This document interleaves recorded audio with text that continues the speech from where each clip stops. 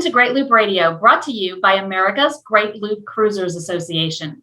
We're dedicated to sharing Great Loop information and inspiration with those actively cruising, planning for, or dreaming about a Great Loop adventure. I'm Kim Russo. I'm the director of AGLCA. Today we are talking about the City of Paducah, which is a great stop on the loop, and it's really kind of an up-and-coming stop. So I'm excited for you to learn more about the city. Before we jump in, as always, I want to take a moment to recognize and thank our Admiral sponsors who support AGLCA at the highest level. They are Curtis Stokes and Associates, Passage Maker Trawler Fest, Skipper Bob Publications, and Waterway Guide Media. As always, we encourage our listeners to support these businesses that support the Great Loop. And speaking of Great Loop sponsors, the City of Paducah is a sponsor of AGLCA, and I'd like to officially welcome Pam Spencer. Pam is the communications manager for the City of Paducah. So Pam, thanks for joining me today. Well, thank you, Kim, and thanks for having me on to talk about Paducah. It's a great place. Yeah, and I've told lots of people about Paducah from other cities as well, because I think Paducah is such a great example of what can happen when the city really does some things to welcome boaters. So let's start, though. I'm sure that there are a lot of people who really aren't too familiar with Paducah, Kentucky. So give us the basics. Tell us a little bit about the city and where you're located. Okay, well, Paducah is a city of about 27,000 people. It's in McCracken County, which has about 65,000 people. We are about halfway between St. Louis and Nashville, Tennessee, right on Interstate 24. Now, for the boaters, we're at mile marker 935 on the Ohio River and mile marker 0 on the Tennessee River. We have two rivers coming together right in our downtown. So the Tennessee River starts in Paducah, and the Ohio River is on its ending progression as it's coming by here. And we're in far western Kentucky, right at the tip of Illinois. Great place to be. It's a great place to be, and it's right there on the main Great Loop route. And it's actually a much needed fuel stop. So I don't know if that is one of the reasons, but Paducah built a transient facility for boats, opened probably 3 years ago now, if I'm not mistaken. It was 2017. Yeah, so tell us a little bit about why Paducah made this move and decided to build this great facility for boaters. Well, Paducah's riverfront, we've always talked about it as it's the backyard for everybody. It's a riverfront that draws people downtown. But I think for decades we were scared of it because we've had some big floods in the past and we have a huge flood wall down there. But it is still this beautiful asset and we wanted to capitalize on it. So we ended up luckily getting some wonderful grant money through the federal government, as well as a boating infrastructure grant. And so we wanted to start working on making our riverfront something that boaters would enjoy, as well as tourists and citizens. So we thought one of the things that we need to have is a transient boat dock.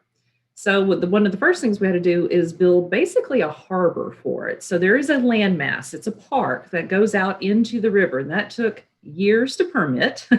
We had mussels that were found, endangered mussels, and so we had to relocate some mussels, but we have this landmass, and that creates a nice, beautiful park. And then we've put a 340-foot long dock that is in the harbor side of this landmass. And I went down there just a few minutes ago, and we have boaters parked right now. We had 8 boaters last night. 8 boaters are going to be staying tonight. And it's one of those kind of docks that we can expand on it. We can keep adding sections to it if we want to. Right now we have 340 feet.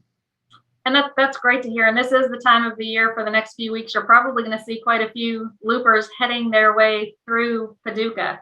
And as I said in the beginning, I love to use Paducah as an example for others because there are some grants available, and the boating infrastructure grants, for one, a lot of that money goes unused each year. And I love what you said that, it was kind of almost not sure what to do with the waterfront, but towns like Paducah that have really sparked a resurgence in their riverfront, which for so many of the small towns on the loop, the cities were settled from the waterways outward.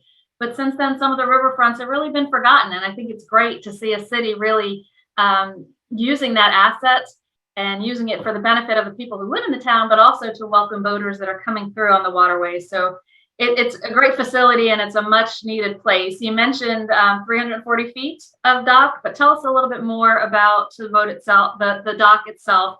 So you said 8 boaters there yesterday and today. And we can probably do the math a little bit on the calculations, but how many boaters, it depends, of course, on the length of the boats, but how many boaters are you typically seeing per day?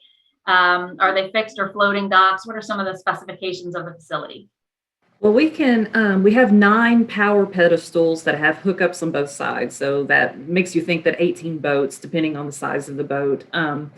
It has fuel, diesel and marine grade. We also have the power and the sewer pump out. We don't have a restroom or a shower facility, but we do have those types of services with the sewer, the power, and the water. It is a floating dock that is fixed. I guess it's kind of hard to explain. We have these gigantic pilings that stick out of the water, 36 inches wide, and the dock rises up and down on these pilings. Paducah is very challenging. The Ohio River can fluctuate 35 feet in 1 year. So that's Wow. why for so long we were kind of scared of the riverfront. How do we tackle this? What is the engineering feat that has to be done to be able to handle this?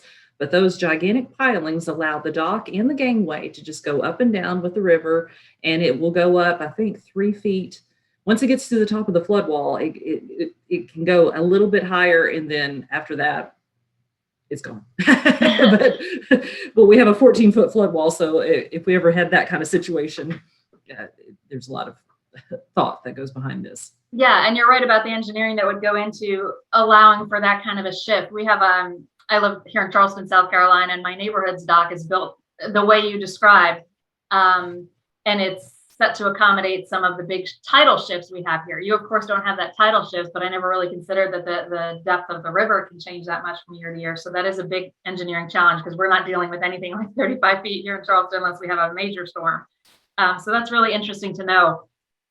And also the dock is fairly Yeah. large. The dock is wide. It's a 20-foot wide dock. And if you go down there, it doesn't feel wobbly at all. It's Mhm. not really, it doesn't make you woozy as you're walking. It's very Right. stable with those pilings and being 20 feet wide. So we Yeah. wanted to have something that was for the public, general public, just to walk down there and enjoy too. Right.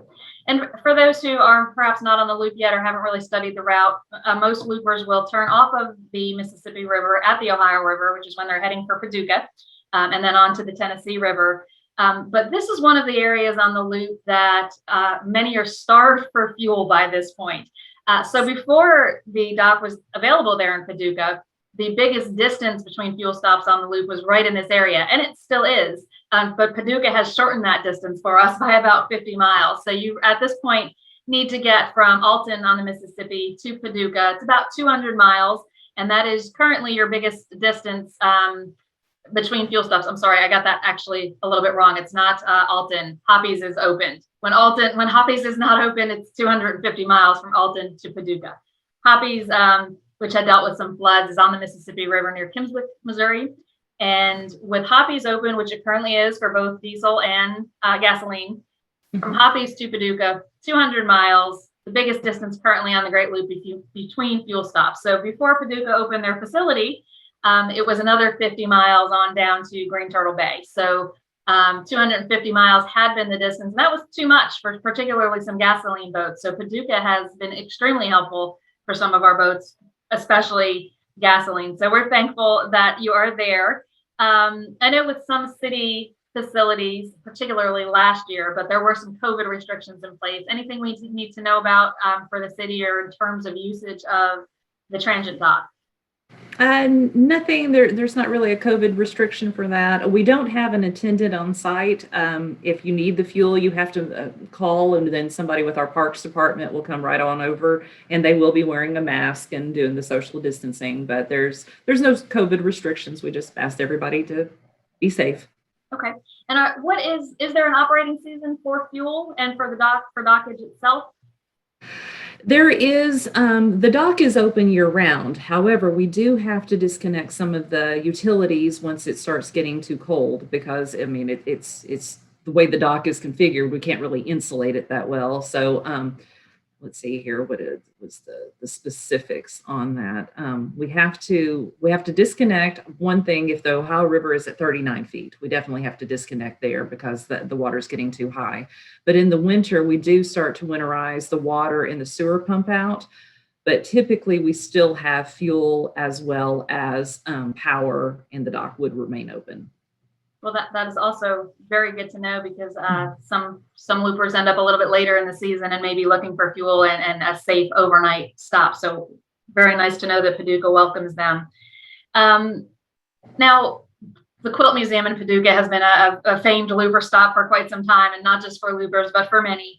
But since the Transient dock opened and really is welcoming to boaters, Paducah, I think, may be the only city that has earned the designation of 3 of the best of the loop categories that Exciting. our members tell us about each year. So I want to kind of jump into some of those things that there are to see and do in Paducah. But this is probably a great time, now that we've talked about kind of the logistics and the mechanics. Why don't we take a quick break and play a message from one of our sponsors, and we'll come back and jump into some of those great things to see and do in Paducah. We'll be back in a moment. Winter Harbor Marina is located on the Oneida River 1.5 miles west of Oneida Lake in Brewerton, New York, just minutes from Syracuse International Airport. Winter Harbor offers the lowest diesel fuel and gas prices from New York City to Canada. If you find a lower posted documented price, they will match it.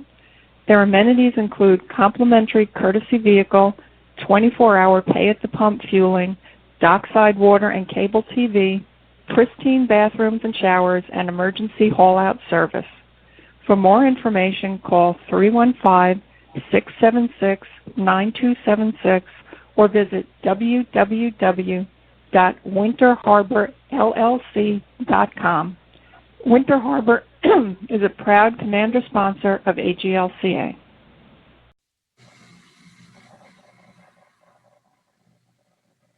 We're back on Great Loop Radio. My guest today is Pam Spencer. Pam is the communications manager for the City of Paducah, Kentucky. And Paducah has a wonderful transient facility for boaters. Many loopers are headed there right now. And there's a lot to see and do in Paducah. And it's probably a little bit of an unknown stop for many, but since the Transient dock opened for boaters in 2017, loopers have been spending some time there. And each year we go out and ask our members for the best of the loop in various different categories. Paducah's got a quilt museum, which many people don't know about, but that's been covered by loopers at our events where we talk about navigation and what to see and do. And the Quilt Museum has always been listed, and it is listed as one of the top 3 museums on the Great Loop. So I think that's a great place to start, because some people hear Quilt Museum and think, okay, what can I do while my wife goes to the Quilt Museum? But we have many gentlemen who have accompanied their wives and found out that it was a great stop and something they found amazing and enjoyable. So tell us about the Quilt Museum there in Paducah. Well, the Quilt Museum opened in, I think, 1991. And several years ago, it actually was renamed the National Quilt Museum of the United States. It's congressionally designated as the Quilt Museum, the National Quilt Museum. And it's more than a quilt museum. It's an art gallery. If you ever see these quilts from a distance, they look like paintings. But then once you get close to them, you realize it's thread, it's fabric, it's intricate work that has gone into creating these masterpieces. The gallery itself is gorgeous with beautiful lighting. They have several different displays that they rotate throughout the year. We've had the 9/11 display, some of the quilts that are from the National 9/11 Museum and Memorial. So they do rotate out a lot of the pieces. It has an incredible gift shop. I have to say, kudos to their gift shop. I've done a lot of Christmas shopping and gotten a lot of gifts at their gift shop. So definitely you take a look there. But it's an art gallery. We are a UNESCO City of Craft and Folk Art, and that is a true feather in our cap. And it's pays homage to the quilts that we have here too. So these are incredible. It's art. And I think in doing a little bit of research for some of our presentations, kind of announcing the best of for each year, I think I saw that upwards of 100,000 people visit the Quilt Museum each year. Yes, I mean, it is one of the biggest tourist attractions that we have in this area, and it is so close to the Transient dock. You can just walk right over there to it. I mean, it's not even a quarter of a mile from the Transient dock. So definitely something not to be missed while you're tied up for the night there in Paducah. Another category, as I said, Paducah has been listed under museums for quite some time, but one of the categories that Paducah is new to is best meal. And this is amazing because the Loop covers 6,000 miles and some of the biggest foodie towns in the United States. It goes through Charleston, it goes through Chicago, it goes through New York. It goes past the Culinary Institute of America, which is often listed near the top. But one of the top free meals for 2021 was at Doe's Eat Place, and it was the filet. And it's amazing to me. And that may or may not be someplace you're familiar with. It may be one of those small places that loopers stumbled upon and it became a favorite. But tell us what you know about Doe's. Well, Doe's is in a prominent location. It's right there at 2nd and Broadway in downtown, right across from our popular meeting spot, which is the gazebo right there at 2nd and Broadway. So it has a prominent location. People see it. They see folks in there enjoying their meals and smiling, so they definitely want to stop in. And it is known for its steaks. I enjoy it a lot of times for lunch, because they have great catfish. They've got a variety on their menu for lunch too. But their evening meal with the steak, it's huge. It's definitely like a steak for two. So it's one of the popular places that we have downtown. It's great visibility, great location, great food. And sounds like also within walking distance of the docks. Everything right in the downtown area. Once you come up off the gangway and start looking around, you see the main part of downtown. You see Broadway, you see Jefferson Street, and then on the other side of Broadway is Kentucky. If you can easily walk a quarter of a mile to half mile, you'll find all kinds of things right in the downtown area. And speaking of the downtown area, there's a festival this weekend, and that's the third category where Paducah was included in the best of, and it was the best festival, so it was the top three there as well, and that is your Barbecue on the River Festival. One of the neat things about the Loop is loopers tend to be coming through kind of in the high season for each area. So they're coming through just at the perfect time for the Barbecue on the River, which is one of the reasons it was named one of the best festivals. It's convenient and right there in the riverfront area. So as I said, coming up this weekend, tell us about it. Well, it has been affected by COVID. That is one of those festivals that it typically attracts 30,000 people to downtown. So we double our population. But over the last 2 years, with the COVID situation, they've made the decision not to hold it right there on the riverfront. We have done something different. The organizers have done barbecue off the river.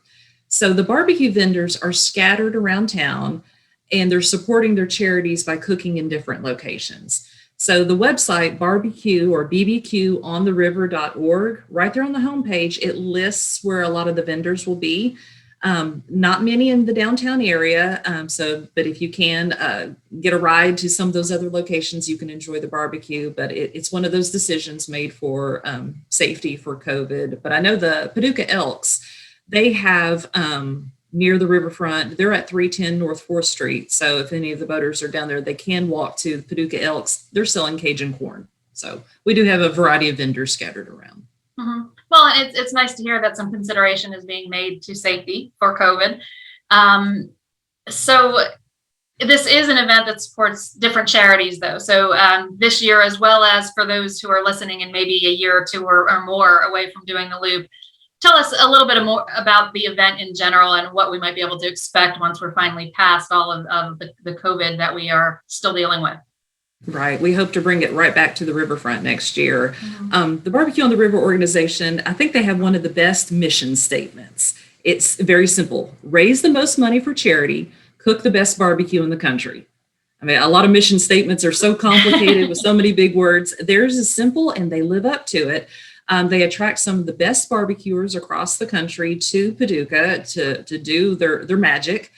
And the barbecuers and the vendors, they usually select a charity, a local charity that they want to donate a portion of their proceeds to. And each year, especially when we've had it on the river, they have raised more than $400,000 for local charities. And we're talking charities such as Salvation Army, United Way, Boy Scouts, Girl Scouts, a variety of different organizations that need this boost. So it's a wonderful event that brings people together. It's a lot of fun, and it has an incredible purpose. Well, and that's a phenomenal amount to have raised.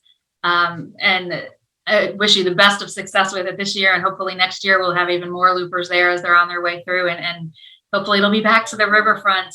What else, since the riverfront really is kind of in the heart of town, what other things are there to see and do in that area that you would suggest people take the time to walk and go and see while they're at the dock?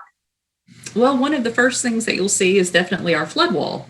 Well, on the flood wall, we have an incredible line of murals. They're Dafford murals, and there's several dozen, and each mural has identification plaque that tells you a little bit about it, and it tells Paducah's history. And these are also just masterpieces of artwork that were done several years ago, but they come back and they kind of refurbish them and brighten up the colors. And every year we have 2 or 3 of the murals just get brightened up again so that they look like they were painted yesterday. That's how beautiful they are. So definitely walk the riverfront and take a look at the murals. Nearby is, right next to downtown, is our Lower Town Arts District. This is a neighborhood that is full of art galleries where the artists may live on the bottom floor of this building and they have their gallery, and then they're living upstairs. So we have a lot of artists that have moved into the Lower Town area, and you'll find a lot of beautiful homes that have been rehabbed into beautiful art galleries and living quarters. Also, if you bring a bicycle along or like to walk, we have a Greenway Trail. The Greenway Trail starts in downtown Paducah, and it will go all the way through several parks over into the west side of Paducah. You can easily do 5 miles on the city's trail, link up to a county trail for another 1.5 miles, and then come right back. So you can get a great workout in on the Greenway Trail, and it starts right there at the Transient dock. We also downtown, we have Maiden Alley Cinema. That's an independent cinema that is in the downtown area, showing a lot of those independent films and just those really interesting films that you can find nowhere else. Also this summer, we created an entertainment destination center for downtown. And that is where the bars and restaurants are participating. And you can take an alcoholic beverage, you can buy a specific cup, and then walk around out in the downtown area in a designated area and enjoy an adult beverage, walk along the riverfront. So that is our entertainment destination center. So you'll see signs for that showing the boundary, but the boundary is pretty large. You can walk all over downtown, but that's just another way to enjoy our bars and restaurants and then keep on walking and talking and enjoy the downtown. Yeah. So those are a few things. We also have some other museums. We have the River Discovery Center, which is dedicated to the river industry and just the ecology and economics of rivers. We have Market House Museum, which is the history of Paducah. That's another museum. We have Geyser Art Gallery. There's a lot. There is a lot. And for a town the size of Paducah, it really is a lot. So I don't think it's too often that we really feature a town on Great Loop Radio. But there is so much going on in Paducah, and it's the time of the year that loopers are coming through. So it seemed like a great time to do this and to tell everyone a little bit more about what they'll find there, especially in light of all of the listings on the Best of the Loop for 2021 list. So anything, obviously the boaters are arriving typically without ground transportation. Some of them do have bikes. So I'm glad you mentioned the bike trail because it's always more fun to explore on your bike when there is kind of a designated greenway for that, as opposed to riding with the traffic, at least for myself. Anything though, that you would recommend visitors take the time to, get an Uber or a Lyft if those are in your area? Anything, a little bit further out that needs to be explored by car, but would be worth taking the time to do?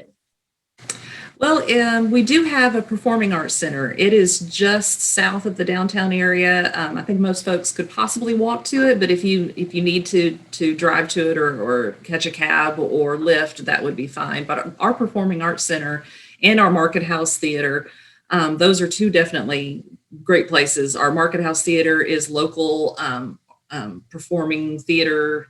They just did a performance of Patsy Cline. They just did that the other day. Now our Carson Center is an 1,800 seat performing arts center that brings in Broadway shows. So that's another wonderful place to stay or to visit. As far as getting around, we do have a couple cab services. We have Blue Dot as well as Keys Cab. And I think we have Lyft. We don't have Uber, but we do have Lyft. So definitely go out and explore the rest of Paducah, see some of the wonderful town, the neighborhoods, because we've got some historic neighborhoods in addition to Lower Town. The next little neighborhood's Fountain Avenue. So beautiful neighborhoods. Yeah. And if any of the boaters are in need of reprovisioning, how far is the nearest grocery store? Is there one in walking distance, or does it require a cab ride? It would require a cab ride. We have a small grocery store that is not far away, that is right there on, I believe, 3rd Street. So you can get some provisions there. But if you're looking at really stocking up and need a big grocery store, you'll probably have to catch a cab. But there is one small one that is right there on the main loop that's coming through the downtown area that has a good variety. Okay. One thing I neglected to ask you when we were talking about the Transient dock, do you know what the fees are for dockage? Ooh, I think it might be $2 a linear foot, something in that range. Okay. And I'm sure that that's on the website for the dockage, or you can call and find out, because that, of course, is subject to change. But just so people have kind of a guesstimate of what it's going to cost, because some of the places where you have access to all these kinds of things can get a little pricey. So it sounds like it's pretty much what people expect is in that $2-ish a foot range, depending on where you are, of course. Anything before we wrap up that I neglected to ask you about Paducah that you want to make sure everybody knows about your city? I would say definitely stop and visit each year, because we're constantly adding things, because we have a $10 million grant through the federal government that is coming up real soon that we'll be able to start construction. And we're going to be adding a big dock for the riverboats that come through. We get the American Jazz, we get the Duchess, we get the American Queen, and they tie up farther upstream from the Transient dock. Well, we're going to be building a wonderful facility for them.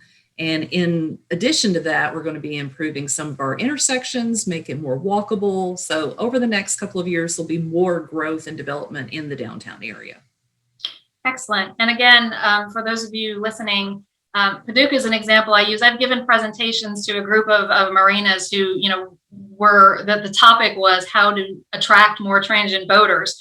And I love to use Paducah as an example of that, because that boating infrastructure grant money is available. And sadly, as I said, some of it goes unused every year. And that's a matching scenario if anybody's with a marina or a town. But there's so many places along the river system that if you build it, they will come. If you have dockage for loopers, particularly on the rivers where it's kind of sparse between docks and between fuel stops, Paducah built that 4 years ago. It's become a looper favorite, as I said, with 3 entries on the best of the loop list for 2021. So, and Paducah has also become an AGLCA sponsor since they opened the Transient dock a few years ago, and we certainly appreciate that. So we encourage our members, as we always say, to support the businesses that support the Great Loop. And Paducah is not a business, but they are a city that is really welcoming loopers and other boaters. So we hope everyone takes advantage of that. Pam Spencer, City Communications Manager for Paducah, thank you for being my guest today. It's been a pleasure having you. Well, thank you so much, Kim. And I want to thank all of the loopers coming through Paducah, and thank you for stopping here. Absolutely. And thank you to everyone who's watched and listened today. We'll be back next week with another episode of Great Loop Radio. Until then, safe cruising.